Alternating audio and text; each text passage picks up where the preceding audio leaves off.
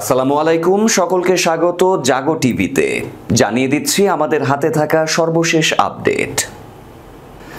মধ্যপ্রাচ্যে নতুন উত্তেজনা, অস্ত্র ও সেনা নিয়ে ইসরায়েলি আকাশসীমায় রুশ যুদ্ধবিমানের গর্জন। কি করতে চলেছেন প্রেসিডেন্ট পুতিন? নেতানিয়াহুর কপালে চিন্তার ভাঁজ। সুদানে মৃত্যুর মিছিল, রাস্তা ভরে শত শত নিরীহ মুসলিমের লাশ, কবর দেয়ার কেউ নেই। ফিলিস্তিনি বন্দীকে নির্যাতনের ভিডিও ফাঁস, শীর্ষ ইসরায়েলি জেনারেলের পদত্যাগ। গাজায় শান্তিরক্ষী হিসেবে কাজ করবে কেবল মুসলিম সৈন্যরা, অন্য কেউ নয়। যুক্তরাষ্ট্র ভেনেজুয়েলা যুদ্ধের দামামা, সতর্ক অবস্থানে ত্রিনিদাদ অ্যান্ড টোবাগোর সেনাবাহিনী। দুর্বল শাসন ব্যবস্থার কারণেই বাংলাদেশ, শ্রীলঙ্কা ও নেপালের সরকার পরিবর্তন, যা বলল অজিত দোভাল। এবার তেলের খনি, নাইজেরিয়াতে নজর ট্রাম্পের, অজুহাত খ্রিস্টানরা ভালো নেই। শিরোনাম শুনছিলেন, এবার জানাবো বিস্তারিত খবর। মধ্যপ্রাচ্যে নতুন উত্তেজনা, অস্ত্র ও সেনা নিয়ে ইসরায়েলি আকাশসীমায় রুশ যুদ্ধবিমানের গর্জন। কি করতে চলেছেন প্রেসিডেন্ট পুতিন? নেতানিয়াহুর কপালে চিন্তার ভাঁজ। আসাদ সরকারের পতনের পর মধ্যপ্রাচ্যে আবারও ইরানের ঘনিষ্ঠ মিত্র রাশিয়ার সামরিক পদক্ষেপে নতুন উত্তেজনা তৈরি হয়েছে। সাম্প্রতিক প্রতিবেদনে জানা গেছে, আধুনিক সব অস্ত্র ও সেনা নিয়ে রুশ পরিবহন ও যুদ্ধ বিমানগুলো সিরিয়া ও ইসরায়েলের আশপাশের আকাশে অভিযান চালাচ্ছে। এই উড্ডয়নগুলো ইসরায়েলের আকাশসীমার একেবারে কাছ দিয়ে হয়েছে বলে সূত্র জানিয়েছে। বিশ্লেষকরা বলছেন, এটি কোনো আকস্মিক সামরিক টহল নয়, বরং এটি এক কৌশলগত পদক্ষেপ, যার মাধ্যমে মস্কো জানিয়ে দিচ্ছে রাশিয়া মধ্যপ্রাচ্য থেকে সরে যায়নি, বরং আবারও শক্তভাবে ফিরে এসেছে। সিরিয়াকে দীর্ঘদিন ধরেই রাশিয়া ব্যবহার করছে তার আঞ্চলিক ঘাঁটি হিসেবে। সিরিয়ার সরকারপন্থী বাহিনীর প্রধান সহযোগী হিসেবেই রুশ সেনারা সেখানে অবস্থান করছে। কিছুদিন শান্ত থাকার পর এবার রাশিয়া নতুন করে অস্ত্র সরবরাহ ও বিমান অভিযান শুরু করেছে। এর মাধ্যমে পুতিনের সরকার স্পষ্টভাবে ইঙ্গিত দিচ্ছে, ওয়াশিংটনের প্রভাবাধীন এলাকাগুলোতেও তারা আর অক্ষত রাখবে না। ইসরায়েলের আকাশসীমার এত কাছে রুশ যুদ্ধবিমান দেখা যাওয়া সেই বার্তারই যেন প্রতিফলন। ইসরায়েলের জন্য এই ঘটনাগুলো এক জটিল নিরাপত্তা সংকেত। দেশটি ইতোমধ্যে ইরানি বাহিনী ও হিজবুল্লাহর উপস্থিতি নিয়ে চাপের মুখে।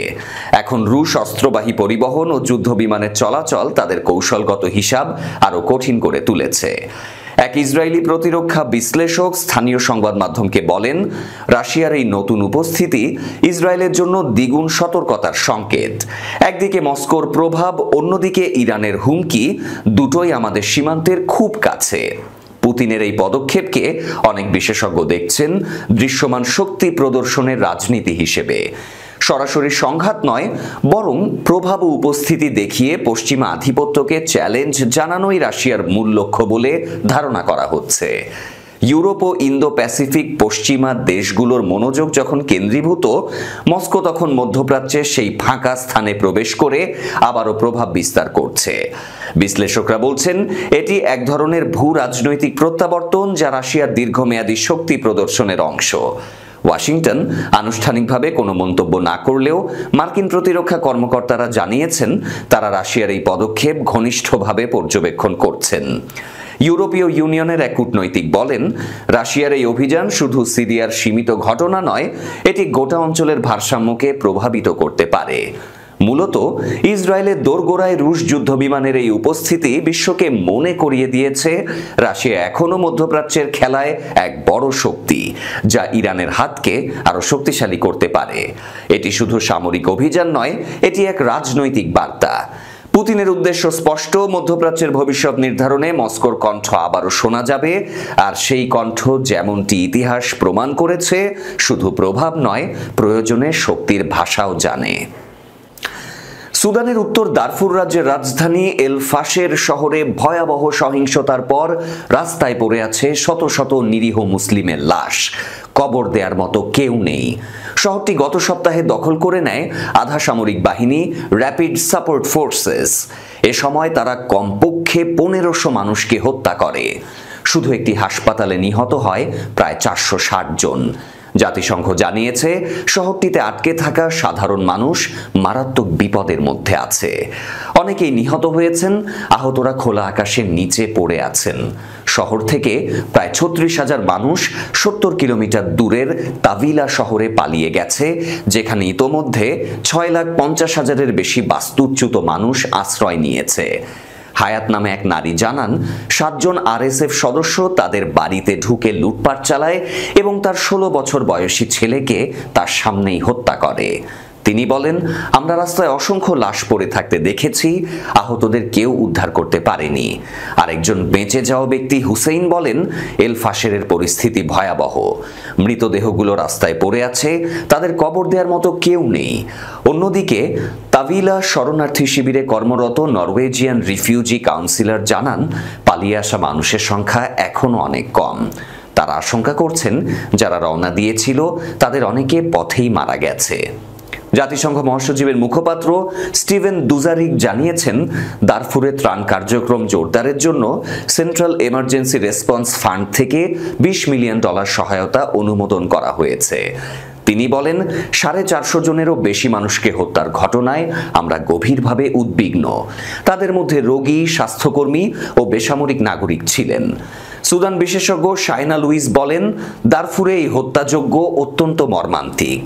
আমরা 1 বছরেরও বেশি সময় ধরে আন্তর্জাতিক সম্প্রদায়কে এই গণহত্যার ঝুঁকি সম্পর্কে সতর্ক করেছিলাম, কিন্তু তেমন কোনো সাড়া পাওয়া যায়নি, সূত্র নিশ্চিত করেছে আন্তর্জাতিক গণমাধ্যম আল জাজিরা। ইসরায়েলি সেনাবাহিনীর প্রধান আইন কর্মকর্তা মেজর জেনারেল ইয়াফাত তোমের ইয়েশুরালামি পদত্যাগ করেছেন। গাজা যুদ্ধ চলাকালে এক ফিলিস্তিনি বন্দীকে নির্যাতনের ভিডিও ফাঁসের ঘটনায় তার অনুমোদনের কারণে শুরু হওয়া ফৌজদারি তদন্তের দায়ে শুক্রবার তিনি এই সিদ্ধান্ত নেন। 2024 সালের আগস্টে ওই ভিডিও ফাঁসের অনুমোদন দেন তিনি।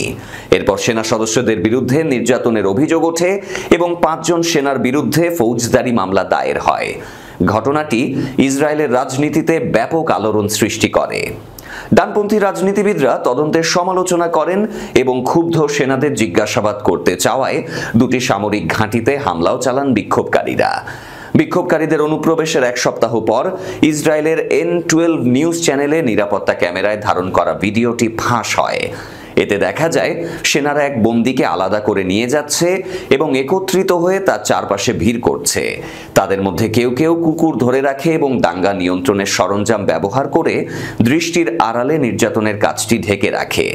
প্রতিরক্ষামন্ত্রী ইসরায়েল কাটস বুধবার জানান, ভিডিও ফাঁসের ঘটনাটি নিয়ে এখনো ফৌজদারি তদন্ত চলছে এবং তোমের ইয়েরুশালামিকে বাধ্যতামূলক ছুটিতে পাঠানো হয়েছে। নিজের পদত্যাগপত্রে ইয়েশুরালামি বলেন, সামরিক বাহিনীর আইন বিভাগের বিরুদ্ধে অপপ্রচারকে প্রতিহত করার প্রচেষ্টা হিসেবে এই ভিডিও প্রকাশ করা হয়েছিল। যে বিভাগকে আইনের শাসন বজায় রাখার দায়িত্ব দেওয়া হয়েছে, যুদ্ধের সময় সেটা কলঙ্কের শিকার হয়েছে। ভিডিওটি ধারণ করা হয় সদে তেইমান বন্দি শিবিরে, যেখানে 2023 সালের 7 অক্টোবরের হামলায় জড়িত হামাস যোদ্ধা এবং গাজা যুদ্ধের সময় আটক অন্যান্য ফিলিস্তিনিদের রাখা হয়। বিভিন্ন মানবাধিকার সংগঠন জানিয়েছে, যুদ্ধকালীন সময়ে ইসরায়েলের হেফাজতে থাকা ফিলিস্তিনিদের ওপর গুরুতর নির্যাতনের ঘটনা ঘটেছে। পদত্যাগপত্রে তোমের ইয়েশুরালামি লিখেছেন, সদে তেইমানের বন্দীরা ভয়ঙ্কর সন্ত্রাসী, তবুও এমন কিছু কাজ আছে যা তাদের বিরুদ্ধে করা উচিত নয়। সবচেয়ে নৃশংস বন্দীর প্রতিও নির্যাতন করা উচিত নয়, সূত্র নিশ্চিত করেছে রয়টার্স। গাজায় শান্তিরক্ষী হিসেবে কাজ করবে কেবল মুসলিম সৈন্যরা, অন্য কেউ নয়। যুদ্ধবিধ্বস্ত গাজা উপত্যকার শান্তিরক্ষী বাহিনীর অংশ হিসেবে টহল দেওয়ার জন্য কেবল মুসলিম সৈন্যদের মোতায়েন করা হবে বলে জানিয়েছে কূটনৈতিক সূত্র। যুদ্ধোত্তর গাজা উপত্যকায় নতুন বেসামরিক সামরিক কমান্ড সেন্টার পরিচালনার জন্য মার্কিন যুক্তরাষ্ট্র পরিচালিত হওয়া সত্ত্বেও উত্তেজনা কমাতে উপত্যকাটিতে কেবল স্থানীয় আরব দেশগুলো থেকে সৈন্যরা আসবে। ডোনাল্ড ট্রাম্পের মধ্যস্থতায় যুদ্ধবিরতি কার্যকর হওয়ার 3 সপ্তাহেরও বেশি সময় পরেও প্রতিশ্রুত আন্তর্জাতিক স্থিতিশীলতা বাহিনী এখনো রূপ নেয়নি। সম্ভাব্য অবদানকারী নাগরিকরা কেবল বাহিনীর গঠন নয়, বরং এর সুনির্দিষ্ট ভূমিকা, হামাসকে সক্রিয়ভাবে নিরস্ত্র করা বা কেবল হামাস পরবর্তী গাজায় পুলিশিং করা এবং এর আনুষ্ঠানিক আইনি ভিত্তি নিয়েও বিতর্ক করছেন বলে জানা গেছে। গত সপ্তাহের শুরুতে জর্ডানের বাদশাহ আবদুল্লাহ বলেছিলেন যে তিনি বিশ্বাস করেন না যে আন্তর্জাতিক সৈন্যরা হামাসকে জোরপূর্বক নিরস্ত্র করবে। তিনি বলেন, আন্তর্জাতিক স্থিতিশীল বাহিনীর ম্যান্ডেট শান্তিরক্ষা হওয়া উচিত, শান্তিরক্ষা নয়। তিনি বলেন, কোনো মুসলিম দেশই এটি স্পর্শ করতে চাইবে না।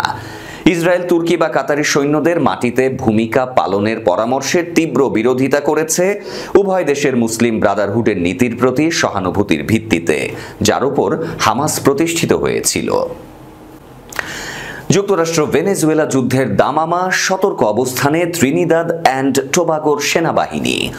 যুক্তরাষ্ট্র ভেনেজুয়েলাকে ঘিরে উত্তেজনা এবং ক্যারিবীয় অঞ্চলে মার্কিন সামরিক তৎপরতা বাড়তে থাকায় ত্রিনিদাদ অ্যান্ড টোবাগো তাদের সেনাবাহিনীকে সর্বোচ্চ সতর্ক অবস্থানে রেখেছে। শুক্রবার দেশটি তাদের সব সদস্যকে তাৎক্ষণিকভাবে ঘাঁটিতে ফেরার নির্দেশ দিয়েছে। পোর্ট অফ স্পেন থেকে এএফপি এই খবর নিশ্চিত করেছে। সেনাবাহিনীর পাঠানো এক বার্তায় বলা হয়েছে, বাহিনীকে স্টেট 1 অ্যালার্ট লেভেলে রাখা হয়েছে। পুলিশ জানিয়েছে, পরবর্তী নির্দেশ না দেয়া পর্যন্ত সব ছুটি বাতিল করা হলো। ভেনেজুয়েলার উপকূলের কাছে অবস্থিত দ্বীপরাষ্ট্র ত্রিনিদাদ অ্যান্ড টোবাগো।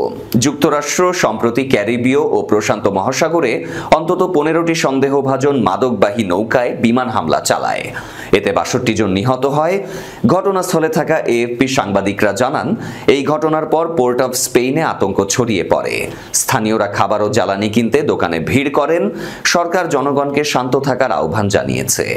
এক বিবৃতিতে বলা হয়, ত্রিনিদাদ অ্যান্ড টোবাগো সরকার দেশটির রাজধানী পোর্ট অফ স্পেনে অবস্থিত যুক্তরাষ্ট্র দূতাবাসের সাথে সক্রিয় যোগাযোগ রাখছে।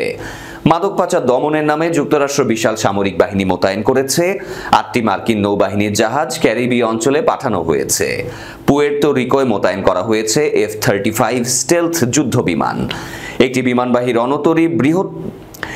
বিমানবাহী রণতরী বহরও পথে রয়েছে। এদিকে যুক্তরাষ্ট্রে মাদক চোরাচালান মামলায় অভিযুক্ত ভেনেজুয়েলার প্রেসিডেন্ট নিকোলাস মাদুরো অভিযোগ করেছেন, ওয়াশিংটন মাদক বিরোধী অভিযানকে অজুহাত বানিয়ে কারাকাসে সরকার পরিবর্তনের চেষ্টা করছে। তাদের লক্ষ্য ভেনেজুয়েলার তেল দখল করা। শাসন ব্যবস্থার দুর্বলতা এবং জনগণের অসন্তোষের কারণে প্রতিবেশী বাংলাদেশ, শ্রীলঙ্কা এবং নেপালের মতো কয়েকটি দেশে শাসক পরিবর্তন হয়েছে বলে মন্তব্য করেছেন ভারতের জাতীয় নিরাপত্তা উপদেষ্টা অজিত দোভাল। শুক্রবার রাষ্ট্রীয় একতা দিবস উপলক্ষে আয়োজিত বক্তৃতা অনুষ্ঠানে সুশাসনের অপরিহার্যতা নিয়ে আলোচনায় তিনি এমন মন্তব্য করেন। অজিত দোভাল জোর দিয়ে বলেন, জাতি গঠন এবং দেশের নিরাপত্তা সুনিশ্চিত করার ক্ষেত্রে শাসনের ভূমিকা কেন্দ্রীয়। সুশাসনই একমাত্র পথ যার মাধ্যমে একটি দেশ তার জাতীয় লক্ষ্য অর্জন করতে পারে এবং সেই সঙ্গে সাধারণ জনগণের ক্রমবর্ধমান আকাঙ্ক্ষা পূরণ করতে সক্ষম হয়। দোভাল স্পষ্ট করে বলেন, একটি জাতির ক্ষমতা তার শাসনের উপর নির্ভর করে। সরকার প্রতিষ্ঠানগুলোর মাধ্যমে তার কার্য সম্পাদন করে এবং জাতি গঠনের এই গুরুত্বপূর্ণ কাজে সবচেয়ে প্রয়োজনীয় ব্যক্তিরা হলেন তারাই যারা এই প্রতিষ্ঠানগুলোকে তৈরি করেন, শক্তিশালী করেন ও যত্ন নেন। অজিত দোভাল সুশাসনের ক্ষেত্রে উদ্ভূত নতুন চ্যালেঞ্জগুলোর বিশ্লেষণ তুলে ধরে জানান, সাধারণ মানুষকে সন্তুষ্ট রাখা এখন রাষ্ট্রের জন্য সবচেয়ে জরুরি হয়ে উঠেছে। তার মতে, সাধারণ মানুষ এখন অনেক বেশি সচেতন ও উচ্চাকাঙ্ক্ষী। তাদের রাষ্ট্রের কাছ থেকে প্রত্যাশা অনেক বেশি এবং তাই রাষ্ট্র এই মানুষকে সন্তুষ্ট রাখার জন্য বিনিয়োগ করতে আগ্রহী। দুর্বল শাসন ব্যবস্থা কী ধরনের মারাত্মক পরিণতি ডেকে আনতে পারে সে বিষয়ে সতর্ক করে দোভাল সরাসরি প্রাতিষ্ঠানিক পদ্ধতি বাদ দিয়ে শাসন পরিবর্তনের বিপদ তুলে ধরেন। তিনি বলেন, দুর্বল শাসন যে কোনো শাসন পরিবর্তনের সম্ভাব্য কারণ হতে পারে। এই প্রসঙ্গে তিনি প্রতিবেশী দেশগুলোর উদাহরণ টেনে আনেন। দোভাল উল্লেখ করেন, প্রতিবেশী দেশ বাংলাদেশ, শ্রীলঙ্কা এবং নেপালের মতো কয়েকটি দেশে অপ্রাতিষ্ঠানিক পদ্ধতি উপায়ে শাসন পরিবর্তিত হয়েছে, যার মূলে ছিল শাসনের দুর্বলতা এবং জনগণের অসন্তোষ। এবার তেলের খনি নাইজেরিয়াতে নজর ট্রাম্পের, অজুহাত খ্রিস্টানরা নাকি ভালো নেই। আফ্রিকার দেশ নাইজেরিয়াতে ধর্মীয় স্বাধীনতা খর্ব হচ্ছে বলে দেশটিতে বিশেষ নজর রাখার ঘোষণা দিয়েছেন মার্কিন প্রেসিডেন্ট ডোনাল্ড ট্রাম্প। নাইজেরিয়াকে ধর্মীয় স্বাধীনতা সংক্রান্ত নজরদারির তালিকায় অন্তর্ভুক্ত করার কথা জানিয়েছেন তিনি। ট্রাম্পের অভিযোগ, দেশটির মুসলিম জনগোষ্ঠীর হাতে খ্রিস্টানরা গণহত্যার শিকার হচ্ছেন।